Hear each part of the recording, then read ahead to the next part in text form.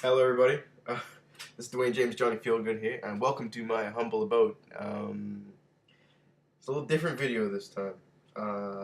This is the first time ever in the history of the MPWF or on YouTube I've shown my actual face. You can actually see right now that 2K14 is on there in the background at the moment. And yeah, but I don't even know where to start with this video at the moment. A lot of things I want to get off my chest and everything. I just feel like now is the time to discuss this and talk about this kind of stuff right now. So as you can see in the description of the video, this is going to be talking about the MPWF, pro wrestling in general, and just my feelings towards it, and what's happened with YouTube, and basically where we're at the moment. Because I mean, the MPWF hasn't been consistent at all since 2K14 came out. The beginning of that started off with YouTube, with YouTube not allowing us to post no videos, when there were the copyright issues and everything, and that was really ridiculous, and that has pretty much killed CAW Wrestling, because I barely see any CAW Wrestling videos. Like any new shows, I see videos of CAWs and stuff, but I don't see any videos of like actual episodes and stuff anymore. No new stuff. That's been pretty much destroyed by this new YouTube thing. I mean, how we switched to Daily Motion and stuff, but didn't really work out the way everybody's wanted it to so far. So I mean, yeah, YouTube's effectively killed CAW Wrestling. But basically, yeah, this video is just talking about where the MPWF is going to be, what my plans are, and why I haven't kept up with it, or why I haven't really been at all focused on doing the MPWF at all. Like I said, the first thing there is YouTube. I was really pumped for this season. I actually was enjoying 2K14. It has a lot of glitches and stuff, but in terms of what you can do for CAW Wrestling, it was really good. I mean, like, we couldn't use logos properly. So there's a whole bunch of glitches and stuff that take on place on it, but you used to that stuff by now. But just like with the 100 call slots and everything, there's a lot of stuff which was really pumped for. Like I said, Christmas time, I filmed a month's worth of MPWF action. So like from episode 1 of War all the way to the Survivor Series, I had taped and ready to go. All I have to do is just edit it, commentate it, and post it. And like I said, I got King of the Ring out quickly, Saturday's Main Event out quickly. We're pumped up. Then the YouTube law came in and just got rid of like half my videos. You can't like watch half of them because of the stupid laws and stuff. And it was ridiculous. So like I said, we then switched to Daily Motion, and then Daily Motion was thing. But then I've lost a lot of passion for wrestling at the moment, which is crazy because I'm one of the most passionate people for wrestling. But with what's gone on in the WWE this year, and what's gone on in TNA in the last couple of years, and just pro wrestling in general, just as a fan, pro wrestling isn't as fun anymore, and it's just tough to get motivated to do anything. Like I said, right, I haven't watched a full episode of Raw in months, because I just can't deal with the bullshit that goes on in that company. Like, it's just absolutely ridiculous, and I know I'm gonna get some downvotes and stuff, and people are gonna be like, "Oh, no, give it a chance and everything." But I've been giving it a chance for years. I've been watching wrestling for 20 years now, and it's just like, it honestly it's just ridiculous at the moment, and it's a shame because there's so much potential there, and it's just wasted away, and it's just not fun to watch anymore. It just when wrestling's fun to watch and when good things are happening, it pumps you up for CAW Wrestling. You want to run in and you want to show your stuff. You want to do what you can because you're fired up. And I said it's interesting too because I mean not everybody knows this, but this summertime I'm actually going to train Lansdowne Pro Wrestling School. So I'm actually going to become a wrestler this summertime. That's the other thing too. I spend all my time working and working out, lifting weights and working to earn money so I can go and move to Calgary and go and train in the summertime. So I hope to one day be in a wrestling ring. But like that's as a wrestler, because that's something I wanted to do for years. But as a fan, I mean, just it's awful, and it's a shame. Like I said, since SummerSlam, really, like I mean, after WrestleMania 29, WWE was god awful. I don't even know what the hell they were doing. I start watching. I actually stopped watching until I think it was it Money in the was it Money in the Bank or was Payback before Money in the Bank? I can't remember. But it was like the night after Money in the Bank. No, it had to be before that. Cause no, I watched the Raw when Dolph Ziggler cashed in, and then it was whenever Dolph Ziggler dropped the belt to Alberto Del Rio. So whenever that was, is when I started watching again. I don't even remember what the pay-per-view was, but I think it was Payback, where where they had the double turn, and then they had a really good Raw the next night. Then it was shitty until Money in the Bank. Then the post Raw was when Mark Henry faked retirement and took out John Cena. That to me is probably the best Raw of the year, actually. Just like everybody says the night after WrestleMania 29 was. It had good moments, but I think that like overall, as in terms of everything that happened, was the best Raw of the year. And then leading up to SummerSlam was pretty decent. And SummerSlam, this was the best SummerSlam I've seen in years. And yes, I drink Fanta. Best SummerSlam I've seen in years. But yeah, that's what I'm going to talk about in the sense of in the WWE sense. That's when things really started to go downhill.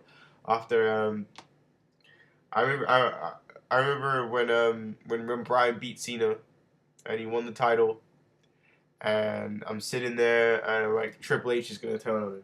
Randy was gonna cash in, Triple H is gonna turn on him. I was like, what's Triple H still doing in the ring? And it happened, and I was not upset.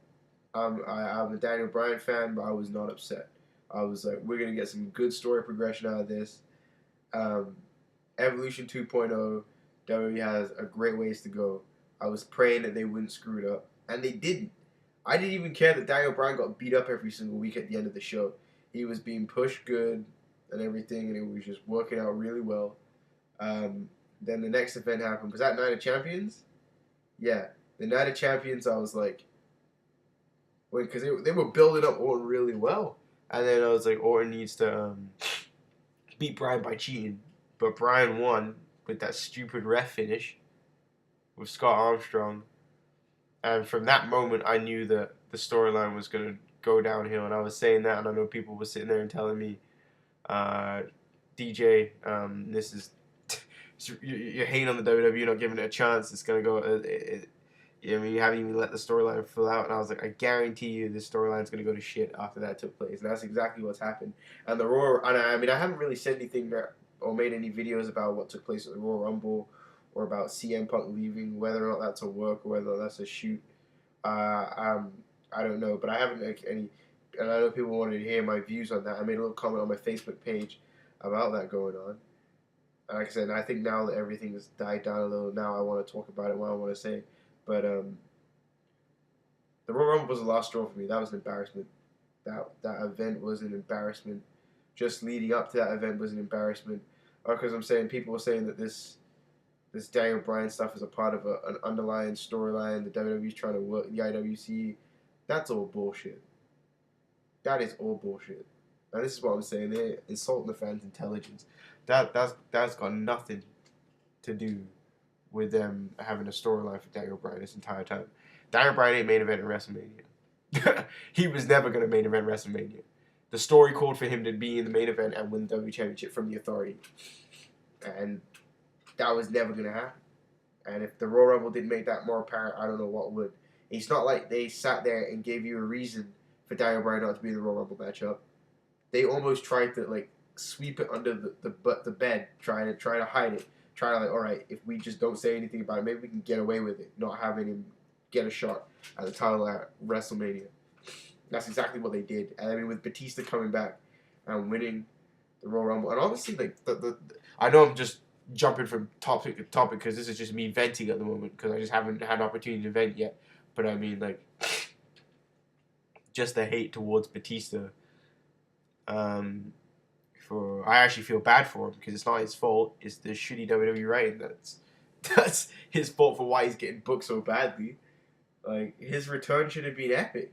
I'm not even saying Batista's that epic. Batista, I mean, is good and it's nice to see him back in the WWE ring, but the fans should have accepted his return well. But of course, they're not going to accept his return well.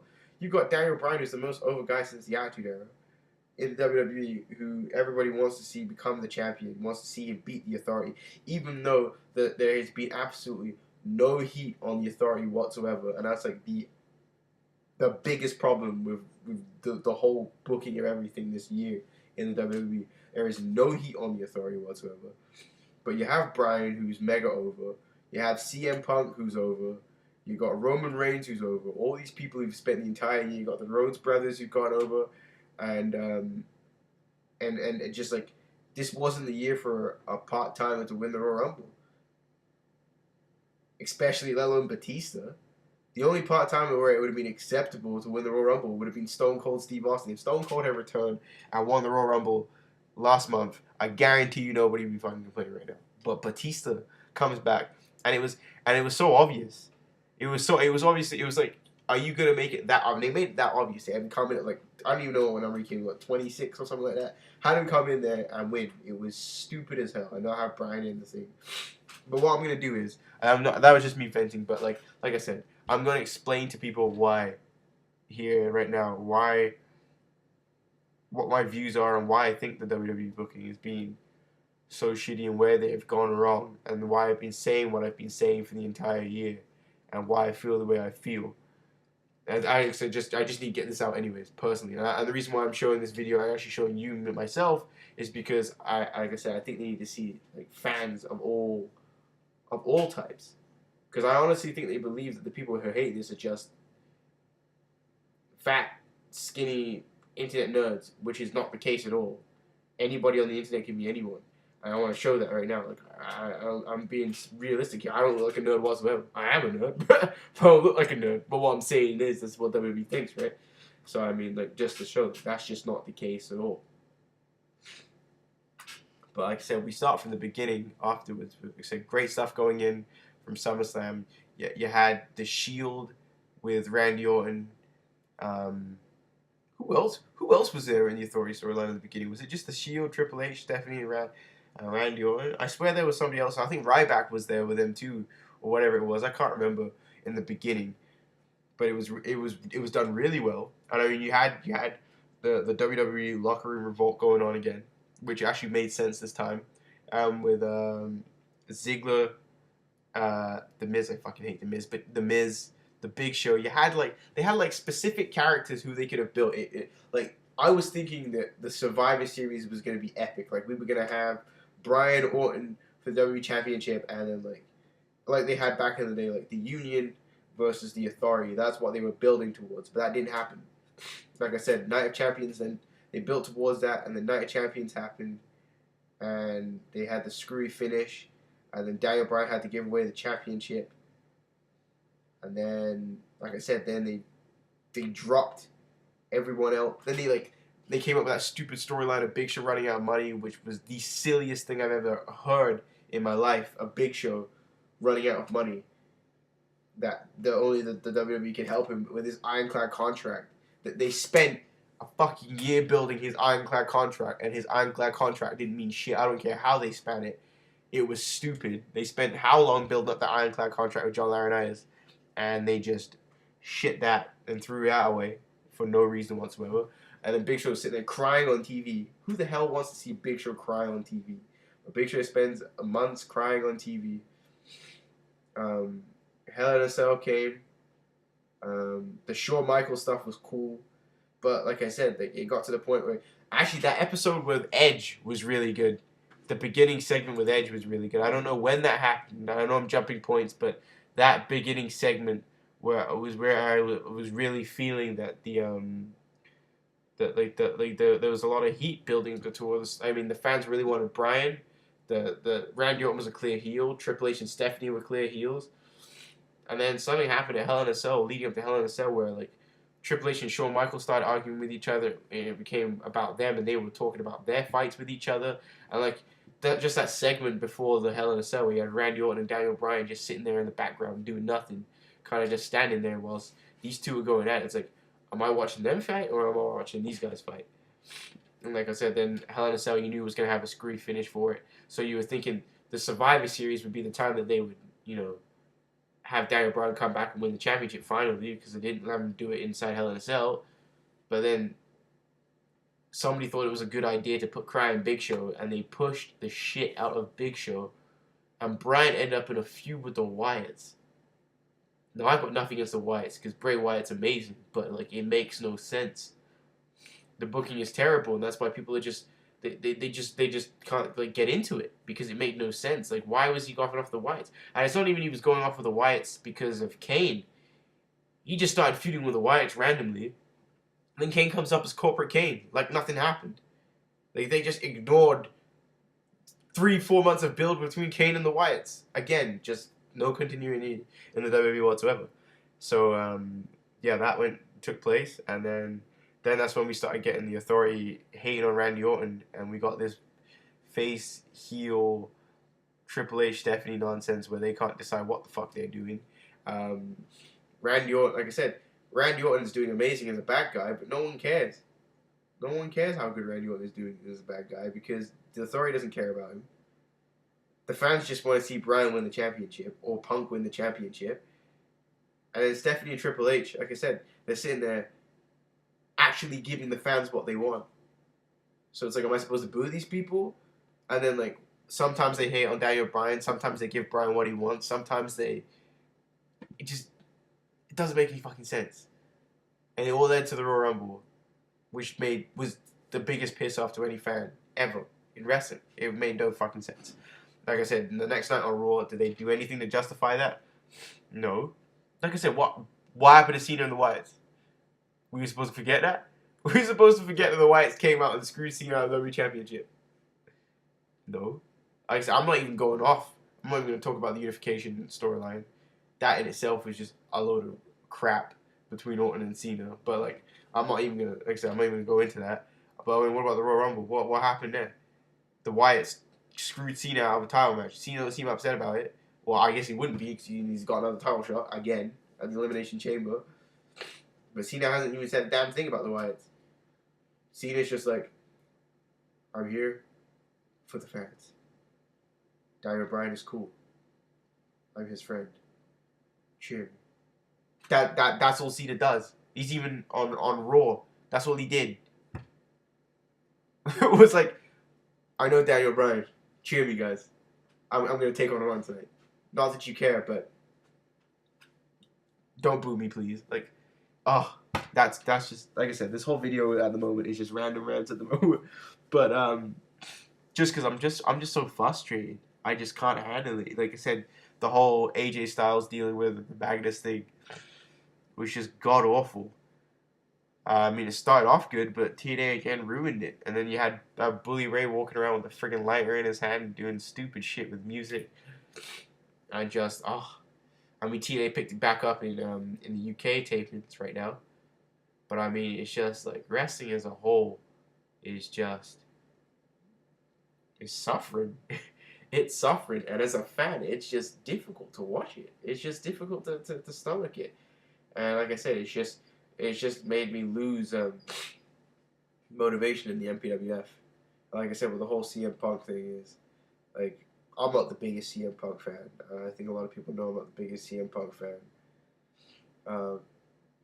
Him walking out as a double-edged sword, if it is a shoot, if he actually did just walk out, I mean, you got to feel for him in a sense.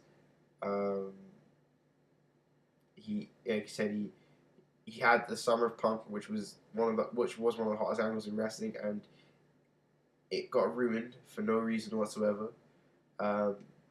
He got himself over. There's so many storylines he's had. Like I said, he got John Laurinaitis over. John Laurinaitis got over because he feuded with Punk. And Punk literally got John Laurinaitis over to try and put over Cena, which made no fucking sense whatsoever, but it happened. And then he became over, and he had his DVD coming out, so you could see Punk, and then Punk randomly turns heel for no reason whatsoever. No reason whatsoever. Just to feud with Cena for a little bit, I guess. And then then like I said, then he loses his title to The Rock at the Royal Rumble. I was happy The Rock won, but it didn't make any sense. It didn't make any sense. I mean, I believe Rock is better than Punk. I believe that it was like Punk. I mean, I wanted to see Rock as champion, but I mean, like, why didn't Cena screw The Rock? Because, like I said, oh god, I don't even get into the shitty booking of that WrestleMania 29. Oh god. There's so many things that they could have done to make that wrestling match, just to build towards Cena Rock, much more interesting. Yeah, I'm a bit sick, so I'm like nasally at the moment, but I mean, like, there was no need for that title to be on the line between Cena and Rock in their matchup at WrestleMania 29 at all. Punk should have been champion going into WrestleMania 29. Hell, even if they made a triple threat match, Punk should be a champ going into that event. Like I said, I don't even like CM Punk that much, but just stories called for that. Like, seeing as I'm venting right now, let's go into it. Let's just go into that's the situation, though I can vent about that whole thing. So John Cena has his redemption angle. And if you didn't know, I hate John Cena. But I mean, like, the reason I don't like him is because of shit like this. He goes into his redemption angle. He loses to The Rock. He gets in a feud with John Laurinaitis. He loses that match to John Laurinaitis, and they use that. They run with that as him having a suffering loss. But like, literally the entire roster and the U.S. Marines and everybody else screwed Cena so Laurinaitis could win, and Big Show and shit. And he ended up getting back at them anyways and took him out that year as well. And then he kept going on. I mean, Brock Lesnar F5'd him or whatever it was. And he beat Brock Lesnar in Extreme Rules. And then he went on and he got screwed by Punk in some WWE title matches. But it's like, he was screwed, so it's not like he's losing because he's obsessed with The Rock. He should have been losing matches, and he should have been having situations where it's like, I need to be I mean, he needed to be where it's like, I can't get over my loss to The Rock. That's where if they had buried Zack Ryder could have been like, yo, Cena, like, get your shit together. You have another chance to get The Rock when he comes back. And then maybe they could have done a mini feud between those two. It doesn't have to be heel versus heel or face versus face, but there would have been some, like, at least a little bit of freaking tension built there for the leading up to the Cena Rock match at WrestleMania 29. But they didn't go with that as well. He did the storyline with AJ. Again, they didn't really build any heat for Cena. Cena was kind of just like, yeah, I'm tapping AJ. Sure, why not? And then AJ screwed him. And then he just buried Ziggler, Langston, and AJ. I know the word buried gets used a lot, but I mean, what else do you call it when Ziggler, AJ, and Langston cheat in a steel cage match and Cena finishes all of them so they're all on the floor lying on the ground? That's the definition of buried. But anyways, so I mean, he goes through Ziggler, goes to the Royal Rumble, and he wins. He just wins. Like, what in that entire year that I just summed up was that bad for Cena? That he was going through this rank redemption angle. And so The Rock beat CM Punk, and then all of a sudden, Cena's like, I've had the worst year of my life, and it's all because of you, Rock. You literally done nothing. You literally said nothing about The Rock all year. You literally made no like comparisons, no nothing to your feud with The Rock. It's just terrible writing. So then when the match came, everybody was just like, this match is just here so Cena can get his win back. There's no storyline built here. They quickly came up with this shoddy redemption angle thing just so he could get the belt back. And like I said, it hurt Punk because Punk turned heel for it randomly. And it hurt Punk because he had the 434-day title reign, but he was a mid-card champion. That's the thing. It's not even like Cena dropped in the card because of it. He was in the main event of every event that he was at. Unless he wasn't there. What? The only time he did main event was the Royal Rumble and Elimination Chamber, but he was already going to WrestleMania. And then the part when he was injured. I think it was Survivor Series and TLC. No, he wrestled. No, TLC... Punk was injured. Ryback's the #1 contender. He is taking on the Shield, an undefeated team in a TLC match, and he gets the main event spot. Bullshit. But anyways, that's John Cena WWE booking for you. So there's little shit like that has pissed me off for years. And like I said, the Royal Rumble this year just came to it where I was just like, well, like I just couldn't have the Raw. Just so many stupid stuff, so many mistakes, so many. Things didn't make any sense. And like I said, I want to talk about some good things too. If you're still listening this far in the video, there's so much potential there. Like let's not forget the Rhodes story, the family line, Rhodes family storyline. Sorry, that was fantastic. That was well done. That was perfect against the Shield and the tag team titles. Like that was the best storyline all year. That was done fantastically. The Shield is phenomenal. The Shield is fantastic. They're the best tag team I've seen in years in the WWE. For sure. Every single one of them is decent. I don't think Dean Ambrose is as good as everybody says he is. Well, I don't think we've seen enough of Dean Ambrose for him to be justified as the best member of the Shield. I think that for us to see Ambrose, we're going to have to wait for him to be a single star. Seth Rollins is amazing. He doesn't have bad matches. I guess him and Punk had a really bad match one time, but he doesn't have bad matches. Obviously, the breakup star of the Shield is Roman Reigns. And no, it's got nothing to do with because Roman Reigns' size. It's got nothing to do with Roman Reigns being cousin to The Rock. It's got to do with the fact that Roman Reigns has the it factor.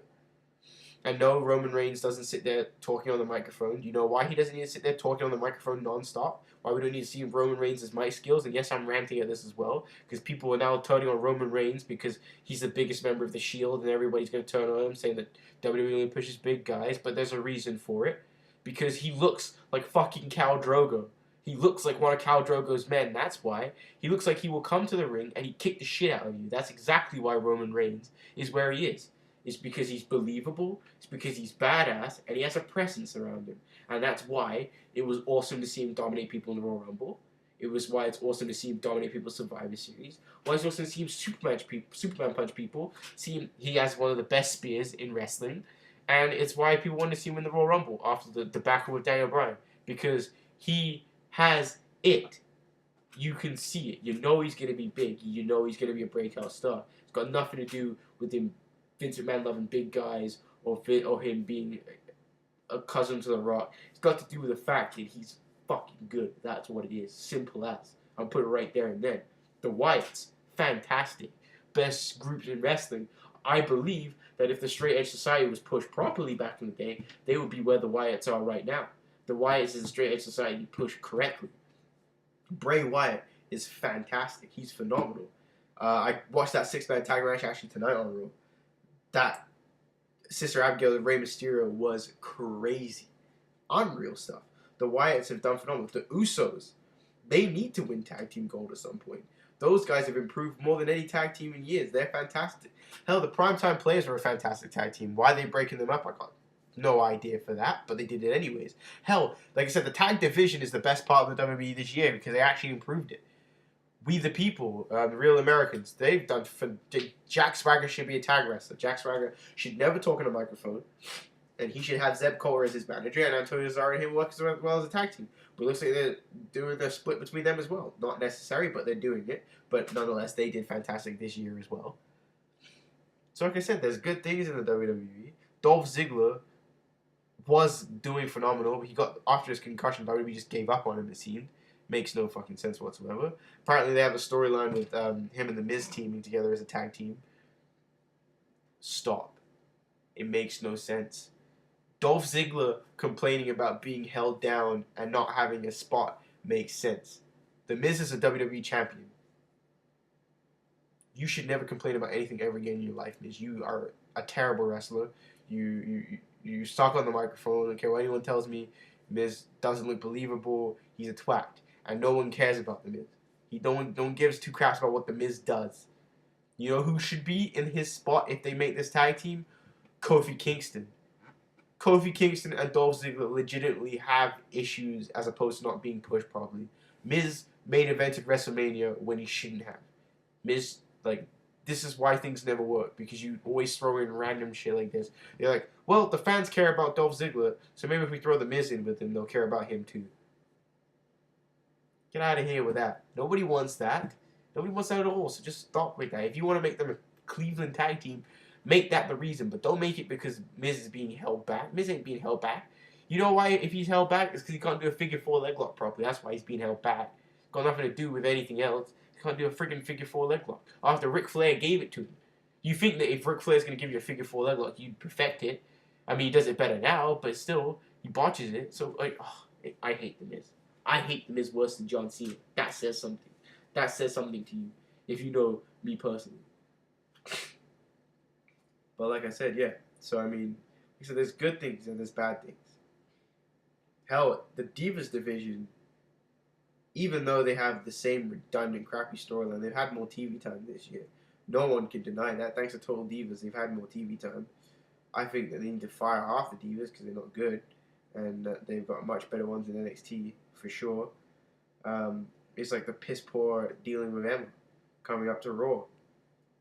Let's just throw her in front of a crowd that really doesn't know her and make her do the Evolution dance.